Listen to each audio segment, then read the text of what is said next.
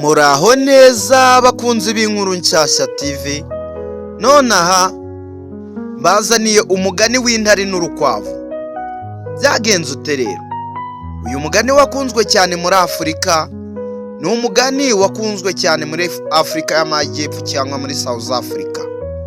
Nanone uvuga ku nyamaswa zifite imbaraga n'ubwenge, intare n'urukwavu. Uyu mugani rero witwa umugani w'intare n'urukwavu. Byagenze ute? Kera cyane mu ishyamba rinini habagamo intare yitwaga umwami w'ishyamba. Yari ifite imbaraga nyinshi kandi izindi nyamaswa zose zari ziyitinya. Umunsi umwe intare yararakaye cyane, itangira gufata inyamaswa zose ihuye nazo ikazirya nta mpamvu. Inyamaswa zirikoranya zigira inama ati, ziravuga ziti, nidukomeza gutya tuzashyirira ku muheto cyangwa tuzashyirira ku icumu. Nuko zafashe umwanzuro wo kujya bohereza inyamaswa imwe buri munsi ikajya kwiyegurira intare, aho kugira ngo ikomeze guhiga zose. Iminsi irahita. Umunsi umwe urukwavu ruto nirwo rwagombaga kujya ku ntare. Inyamaswa zose ziraruririra ziti, urukwavu ruto ruzapfa nta kabuza. Ariko urukwavu ntirwatinye, rwagiye gahoro runatinda.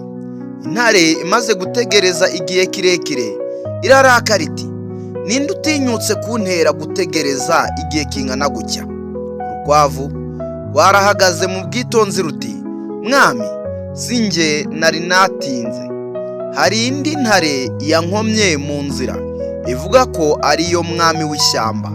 Intare irasakuza iti, iyo ntare ni iyihe? Nta yindi ntare iri muri iri shyamba. Urukwavu ruti, yego mwami, naje kugera hano ariko nayihunze. Yavuze ko itagutinya. Intare yuzuye uburakari n'ubwibone ibwira urukwavu iti, nyereka aho iri.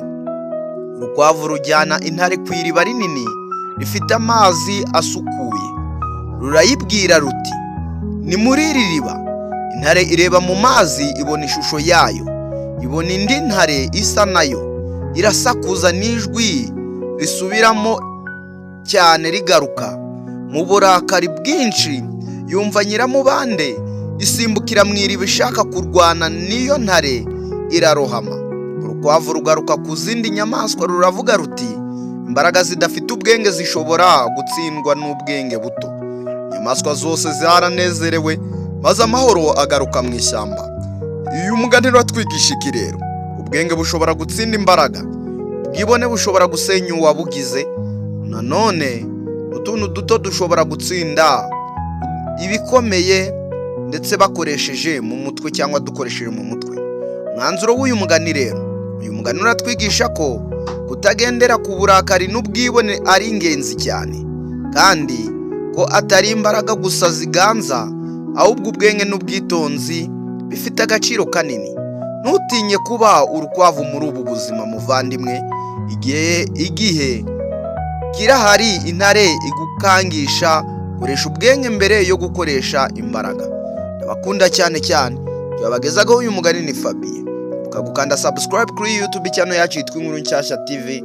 Ndetse dushimiye abantu bakomeje kudureza subscribe no gusharing izi video. Ndetse Imana ikomeze ibaduhere umugisha. Nawe ugiye kuyikora none Imana ibaduhere umugisha.